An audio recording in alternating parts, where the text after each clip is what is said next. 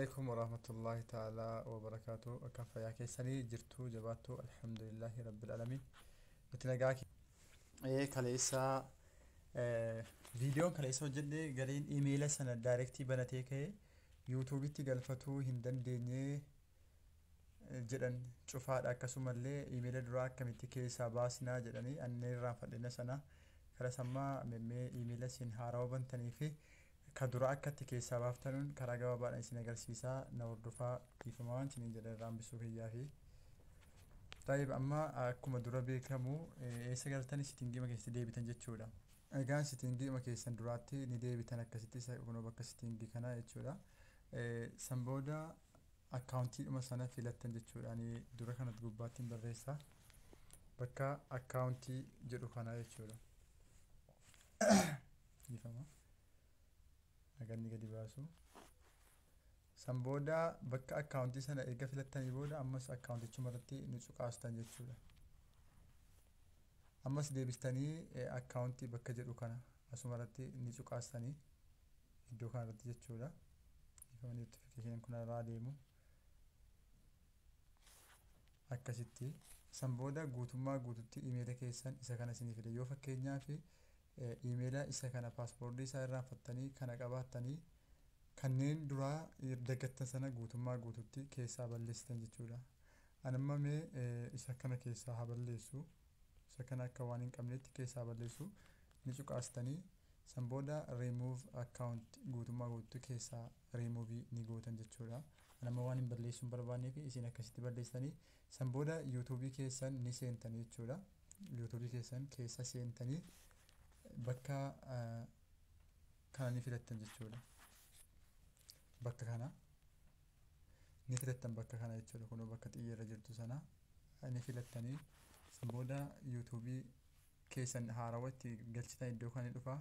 Kunoo bakka mallattoo kanaa ni tuqxanii san booda imeela isin achi keessaa qabdan guutuu isaa isin agarsiisa. Yoo fakkeenyaaf isa kanatti hani yuutuubii kana jijjiiruu barbaaddanii isa kanarratti ni cuqaastanii egaa cuqaastanii booda kalas itti galee jira. Amma wanti godhuu qabdan ammas bakka kanatti ni deebitanii bakka kanatti deebitanii maal gootanii your channel bakka jedhu kanatti ni cuqaastanii bakka your channel jedhu kana san booda yoo maqaan kun isinitti hin tolle maqaan jijjiirrattan yoo maqaan kun isinitti hin tolle maqaan jijjiirtanii fakkeenyaaf kun naaf ta'eera san booda create channel bakka jedhu kanatti ni cuqaastanii kalas create ta'eera jechuudha. Kana booddee yuutuubni keessan create isiniif ta'eera jechuudha.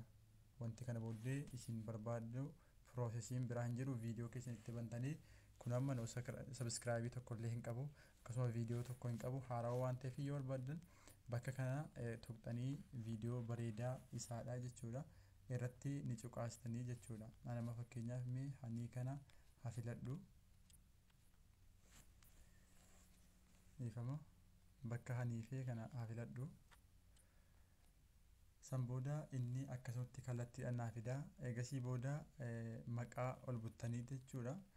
Iddoo kanatti bakka kanatti taayitilii kanatti waan jettanii barreessan hin barbaaddanii san booda kan ammoo waa'ee yaada yuutuubii keessan akkasina godhaa wantoota akkasii argaa ispeelingii 100 barreessuu dandeessan jechuudha. Akkasitti ispeelingii 100 ol hin fudhatu yaada keessan gabaabsanii hin barreessanii san booda iddoo kanatti barreessanii kunoo upload ni gootan jechuudha. Kanumaan eega bantanii fixanii amma fakkeenyaaf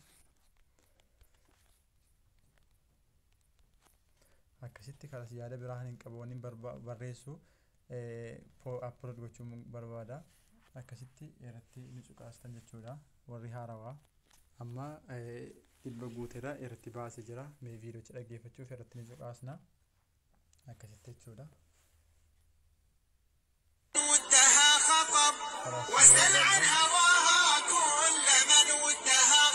Karas kana booda yoo barbaaddan share gochuudhaa fi yuutuubii keessan gara feesbuukitti dabarsuudhaa fi kunoo mallattoo ishee share jettu kana ni tuqxanii san booda namaaf share ni gootanii jechuudha. Anamma viidiyoo kana balleessuu waan hin barbaaduu fi ani keessaan balleessinitti agarsiisuudhaa fi bakka kana share ni tuqxanii san booda bakka barbaaddanitti share ni gootan jechuudha. Copy linkii gootanii bakkoota isin barbaaddan hundattuu poostii gochuu dandeessan kun linkii copy gootanii paste ni gootan jechuudha. amma feesbuuka yoo seennu akkasitti jechuudha. bakka kanatti gattuutanii gad al tokko ni cuqaastan iddoo kana keessa san booda innuu paastii isinii fida jechuudha.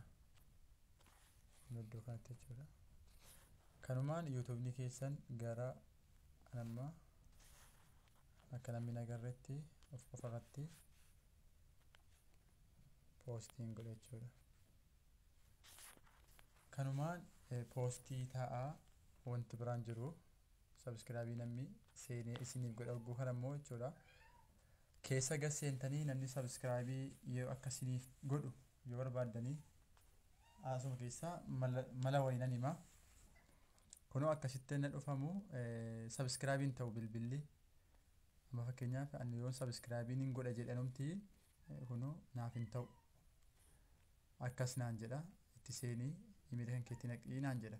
kanaafuu yoonni waan akkanaas hin gaafatu isin kunoo mallattoo kana tuqaa mallattoo isa kana tuqaa ishee gubbaa sana tuqaa akkasitti san booda kalammataa kana tokkoffaa send messengerii dabartanii view save ittiin dabartanii copy link dabartanii open youtube kanatti ni tuqxanii san booda kallattii subscribe godhuu danda'a youtubein normal youtube keessa ni seenaa isa kana dhibbatti kuno seenee gartanii amma subscribe gochuu hin dandeessan jechuudha.